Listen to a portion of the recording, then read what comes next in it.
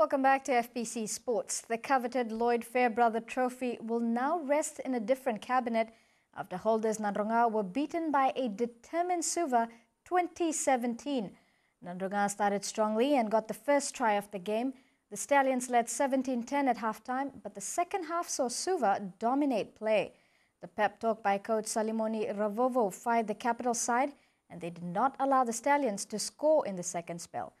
Suva now faces Neta Siri next Saturday.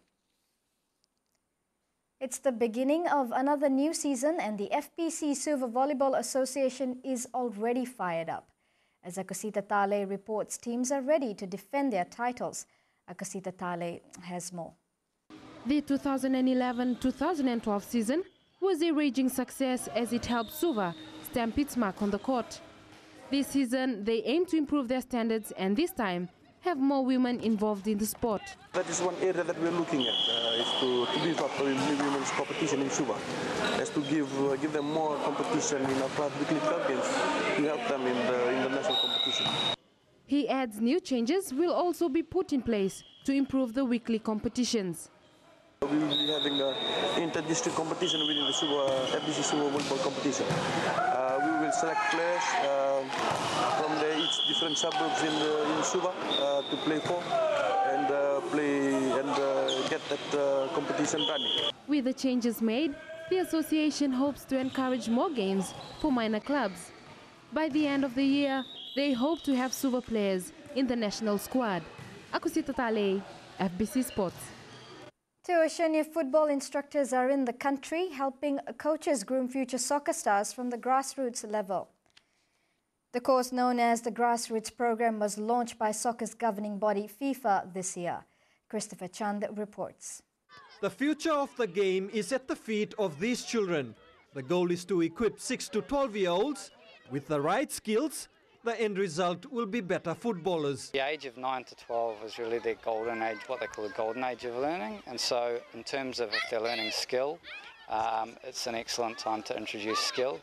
And if we leave it any later than that, then it becomes really difficult to develop skill. Fiji FA has brought in 20 coaches from around the country to get elite-level training from these clinics, with the hope that this would brush onto hundreds of other upcoming players in each district. It is going to be like, the coaches doing the right things to educate the younger generation of what football is all about. For national coaches, this is a structure they always desire, developing the youth and plucking the best for national duties in years to come. The more coaches we have in the country, and the programs will go smooth. The players will develop, the new generation of players will develop in the way we like to, with good skill, good understand the football, and of course go from one level to the next level. Fiji has never qualified for a Soccer World Cup event. Training our coaches is one of the first steps towards making their dream a reality. Christopher Chand, FBC Sports. It was double celebrations for the Vodafone Cup champions McCoy Bulldogs. The Bulldogs paraded through McCoy, united in a victory march, and marked the club's 10th year anniversary. Akosita Tale with more. Fans, families and supporters gathered at 8 Miles in Asinu to celebrate with the Rugby League champs. A long journey of hardship, sweat and tears paid off as they skinned the Sambeto Roosters in a close final 12-10. We started off as just an underdogs, I can say, because we've been doing this year in, year out for the last 10 years, and probably this year was our year. We managed to reach the final and we won the cup. The Bulldogs backed the loudest as they marched, the victory tasting sweeter as the win has brought the community together. This is our way of telling the community of our big achievement, and just to showing the boys too of the support that the community has to the players. Far and wide, showing their support for the team. We are happy for the McCoy Bulldogs team today. It's been a grateful for us, the McCoy community, to ever since McCoy Bulldogs team playing for past years. The Bulldogs now look forward to another season, and for now, the players are hoping to get a call-up to don the Fiji Bati jersey. Akosita Tale, FBC Sports. The third National Super Premier Ranking snooker tournament started on a high note today. It's a thriller as top contenders are eyeing the top rankings before the final tournament in November. Akasita Tale finds out just how tough the competition is. About 40 players from all over the country are in the capital, fighting for the top spot. Southern Division snooker president Ravina Ryan says they're anticipating exciting encounters at the two-day event. The level of competition is getting very stiff now, and this is the third national ranking tournament. So the previous two champions and the other players who are very keen at grabbing a spot at the top three.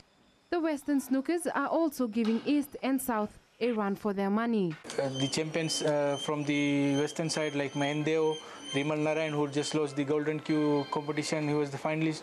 They are playing, and they are also giving a stiff competitions to the Southern Division champs like Suman Lal and Pritesh Khatri. This is an important tournament for those wanting the top three rankings. It will be tomorrow afternoon when we will get to know how the players finished. Akusita Tale, FBC Sports.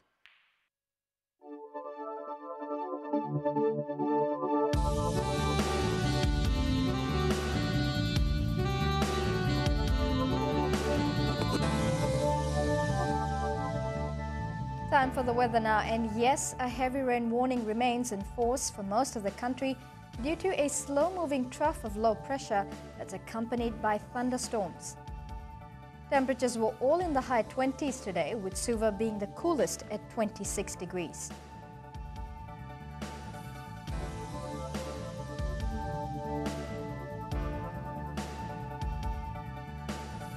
The outlook for tomorrow is for more rain.